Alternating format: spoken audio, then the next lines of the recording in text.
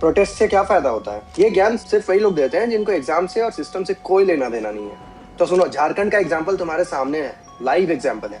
मैं ये नहीं कह रहा कि हर छोटी बात पे सड़क पे उतर जाओ, तमाशा करो। सवाल ये है कि सिस्टम अपना काम अगर ढंग से करे तो पब्लिक को सड़क पे बैठने की जरूरत ही क्यों पड़े? अगर एग्जाम्स ट्रांसपेरेंट होते, इरेगुलरिटीज नहीं होती, इरेगुलरिटीज पे इन्वेस्टिगेशन होती, किसी की अकाउंटेबिलिटी फिक्स होती, तो स्टूडेंट्स को 15-16 दिन तक सड़क पे क्यों बैठना पड़ता? शौक है क्या उन्हें?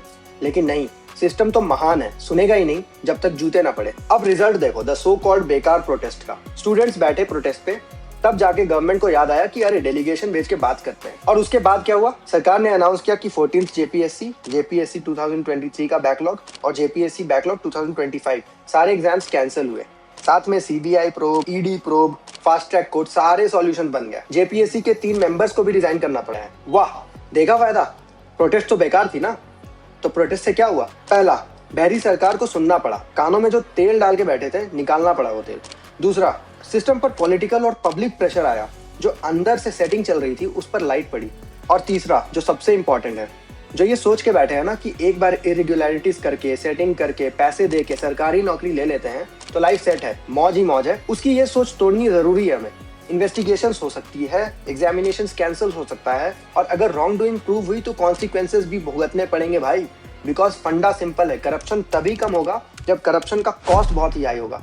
स्टूडेंट्स अभी भी जेएसएससी सीजीएल को लेकर एक्शन और सीबीआई प्रोब मांग रहे हैं, और गवर्नमेंट का कहना है क्योंकि सीजीएल का एग्जाम सुप्रीम कोर्ट और हाई कोर्ट के डायरेक्शंस में हुए थे, उनके मॉनिटरिंग में हुए थे, और उनके रिजल्ट्स आ चुके हैं, कैंडिडेट्स ज्वाइन भी कर चुके हैं, इसीलिए गवर्नमेंट इसे यूनिलैटरली कैंसिल नहीं कर सकती। लेकिन मेरा सवाल यह है, कोर्ट मॉनिटरिंग में अगर एग्जाम हुआ मतलब क्या? मतलब ऑटोमेटिकली करप्शन प्रूफ हो गया है सिस्टम? सर्टिफिकेट मिल गया इनको करप्शन प्रूफ का?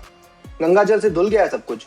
अगर स्टूडेंट्स एविडेंस और सीरियस एलिगेशंस लेकर खड़े हैं तो इंडिपेंडेंट इन्वेस्टिगेशंस करवा लेने में फट क्यों रही है इनकी? अगर एग्जाम फेयर हुआ होगा तो इन्वेस्टिगेशंस उसको वैलिडेट ही करेगा ना, डर क्या है? और अगर फेयर नहीं था तो क्या इसलिए बस छोड़ दिया जाए कि अपॉइंटमेंट्स हो गई हैं, लोग ज्वाइन कर चुके हैं, मतलब जो हो गया सो हो गया, चुपचाप रह लो?